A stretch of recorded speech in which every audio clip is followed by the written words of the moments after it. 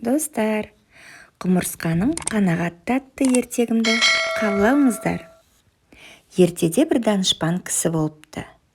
Ол кісі жан-жануар, құрт-құмырсқаның тілін біледі екен.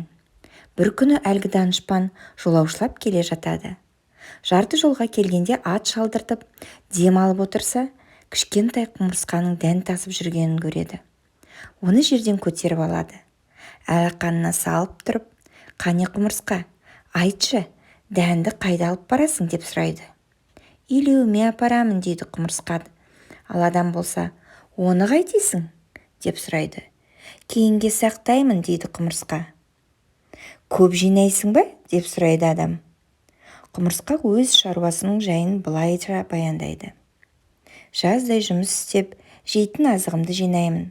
Қысты-күні қаннен қамперсіз тынығып жатамын». Данышпан құмырсқаны шыр айналдыра қарай бастайды. «Басың неге үлкен? Аз сөйлеп, көп ойлаймын. Белің неге қылдырықтай? Қомағай емеспін. Жылына қанша дән жейсің?» «Бір дән жеймін». «Соған қанағат етесің бе?» «Одан көп жей берсем, жер бетіндегі басқа құмырсқалар аш қалмай ма?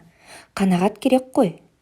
Құмырсқаның ақылына, қанағатына, көрегендігіне сүйсінген данышпан оны сынап көрмек болады. Қорапқа бір дән салады да, құмырсқаны соған қоса қамайды. Сонан соң су тимейтін бір жайыл жерге орналастырады. «Бір жылдан кейін келемін. Дәнің бар жейтін, қамсыз жата бер» дейді данышпан құмырсқаға ескертіп. Осылайша құмырсқаның азықты қалай үнемдейтінін білгісі келеді. Бір жыл өткен соң данышпан әлгі құмырсқаға қайта оралады.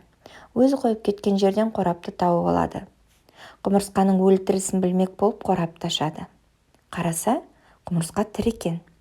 Қасына қалдырған жалғыз дәннің жартысын ғана жепті. Бұған таңданған данышпан: «Ей құмырсқа, сен жылына бір дән жеймін деп едің ғой. Мына дәнді неге түгел жемей жартысын қалдырғансың? Не себептен сонша үнемдедің?» деп сұрапты. Сонда құмырсқа былай депті: «Айтқаның дұрыс. Мен жылына бір-ақ дән жеймін, ол рас. Ал сен мені қорапқа салып қамап кеттің, сыртқа шыға алмаймын.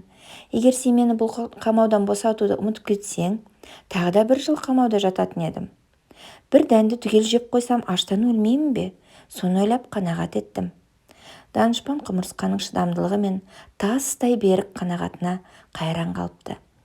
Оны қамап кеткенінің қиянат болғанын, азапқа салғанын енді түсініп, «Менің істеген ісім дұрыс болмапты, кешір» деп құмырсқаны қамаудан босатып жіберген екен. Содан кейін данышпан қанағаттың қасиетін адам баласына үйретіпті.